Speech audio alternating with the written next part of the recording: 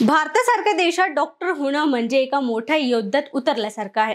नीट परीक्षा पास करणे, सरकारी मेडिकल कॉलेजमध्ये जागा मिळवणे, लाखो रुपये फीस भरणे, सातत्याने अभ्यासाच्या तणावाखाली जगणे आणि शेवटी एक यशस्वी डॉक्टर म्हणून स्थिर होणे।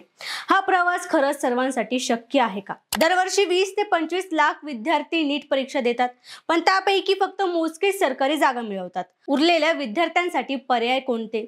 खासगी मेडिकल कॉलेज, परदेशी शिक्षण किंवा डॉक्टर होण्याचं स्वप्न सोडून देणं। ज्यांच्याकडे कोटींची संपत्ती आहे त्यांना सहज जागा मिळते, पण सामान्य, मध्यमवर्गीय आणि गरीब विद्यार्थ्यांसाठी हा संघर्ष किती कठीण आहे।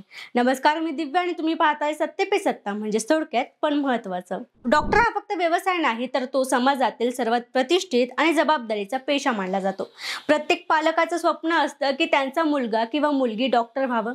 आजारी माणसाला बरं करणं, त्यांच्या वेदना कमी करणं आणि लोकांना जीवनदान देणं ही जबाबदारी डॉक्टर पार पाडतात। पण हे स्वप्न पूर्ण करणं काही सोपं नाही। त्यात लाखो रुपयांचा खर्च, सातत्याने अभ्यास, कठीण परीक्षा आणि अनेक वर्षांचा संघर्ष असतो। भारतात डॉक्टर होण्यासाठी पहिलं पाऊल म्हणजे NEET, National Eligibility cum Entrance Test. ही परीक्षा डॉक्टर होऊ इच्छिणाऱ्या विद्यार्थ्यांसाठी पहिली आणि सर्वात कठीण पायरी आहे।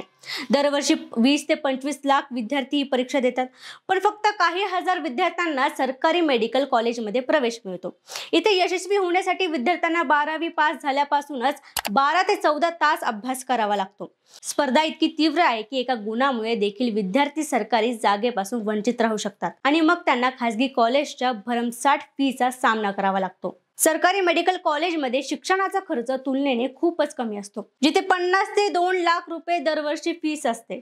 पण भारतात फक्त 55,000 जागा सरकारी आहेत। उरलेले लाखो विद्यार्थी खासगी कॉलेजमध्ये प्रवेश घेण्यासाठी धडपडतात, जिथे फी 50 लाख ते 1.5 कोटी रुपये असते।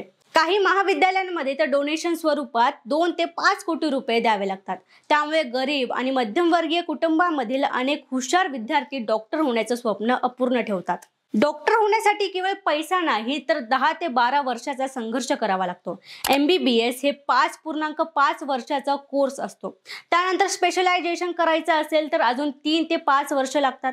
या काळात विद्यार्थ्यांना सतत अभ्यास, ट्रेनिंग, प्रॅक्टिकल्स आणि इंटर्नशिपमध्ये राबावं लागतं। इतर क्षेत्रातले विद्यार्थी जिथे 20 ते 25व्या वर्षी नोकरीला लागतात, तिथे डॉक्टर होण्यासाठी 30 ते 32व्या वर्षापर्यंत शिक्षण घ्यावं लागतं। तोपर्यंत ना कमाई असते, ना स्वतःच्या पायावर उभं राहण्याची संधी। डॉक्टर झाल्यानंतरही लगेच भरपूर पैसा आणि प्रतिष्ठा मिळेल असं नाही। सरकारी हॉस्पिटलमध्ये डॉक्टरांचा सरासरी पगार 50,000 ते 1.5 लाख रुपये असतो। खासगी हॉस्पिटलमध्ये सुरुवातीला 20 ते 30,000 रुपये मिळतात।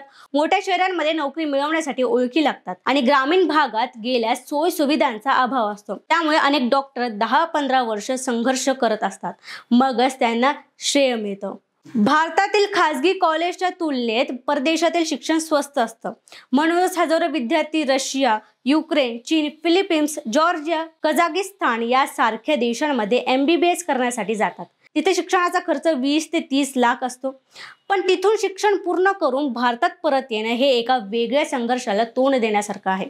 परदेशातून डॉक्टर झाल्यानंतर भारतात प्रॅक्टिस करायची असेल तर FMGE foreign medical graduate examination परीक्षा द्यावी लागते। ही परीक्षा खूप कठीण असते आणि पास होण्याचं प्रमाण फक्त 15 ते 20% असतं।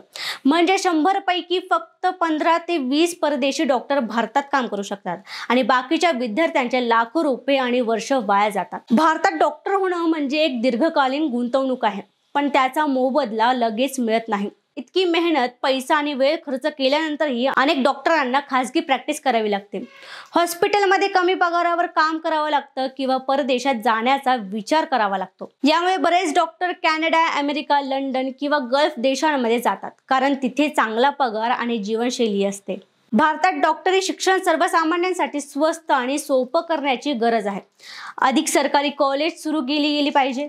खासगी कॉलेजच्या भरमसाठ फीवर यंत्रणा आणायला हवं आणि परदेशातून परतणाऱ्या डॉक्टरांसाठी FMGE परीक्षेतील अडथळे कमी करायला हवेत। ग्रामीण भागातील डॉक्टरांसाठी चांगला पगार, सुविधा आणि सन्मान द्यायला हवा, जेणेकरून अधिक डॉक्टर गावाकडे जातील। डॉक्टर होणं हे फक्त पैसा किंवा करिअर नाही, तर एक समाजसेवा आणि जबाबदारी आहे। हा प्रवास कठीण असला तरी समाजात डॉक्टरांना दिला जाणारा सन्मान आणि आदर कुठल्याही इतर व्यवसायापेक्षा वेगळा आहे। पण या प्रवासात सरकार, शिक्षण व्यवस्था आणि समाजानेही डॉक्टरांना पाठिंबा दिला पाहिजे। अन्यथा अनेक टॅलेंटेड विद्यार्थी पैसा नसल्यामुळे डॉक्टर होण्याचं स्वप्न विसरून जातात। भारतात डॉक्टर होणं म्हणजे एका खडतर पर्वत चढण्यासारखं आहे। पैसा, मेहनत आणि स्पर्धा या तिन्ही गोष्टींना सामना करूनच एखादा विद्यार्थी डॉक्टर बनतो। पण जर त्याने हा संघर्ष पार केला तर तो फक्त स्वतःच नव्हे तर समाजाचं आयुष्य सुधारवतो। त्यामुळे डॉक्टर होण्याचं स्वप्न पाहणाऱ्या प्रत्येक विद्यार्थ्याने जिद्द, चिकाटी आणि धैर्य ठेवलं तर यश नक्कीच मिळतं। अशाच महत्त्वपूर्ण विश्लेषणासाठी पाहत राहा सत्य पे सत्ता, म्हणजे थोडक्यात पण महत्त्वाचं। आणि आमच्या चॅनलला सबस्क्राईब करायला विसरू नका। अहो मला सारखा दम लागतोय हो। आज माझा अजिबातच मूड नाहीये। मला ना कसं तरी होतंय, माझ्या हातापायाला मुंग्या येतायत हो। माझं खूप डोकं दुखतंय आज। अहो माझ्या थायरॉइडच्या गोळ्या संपल्या आहेत, लवकर आणून द्या ना। या सगळ्या कुरकुरी आपण देखील रोज ऐकता का? हो ना। अहो या त्रासावर सोपा उपचार आहे, डॉक्टर चाटेज होमिओपॅथी क्लिनिक।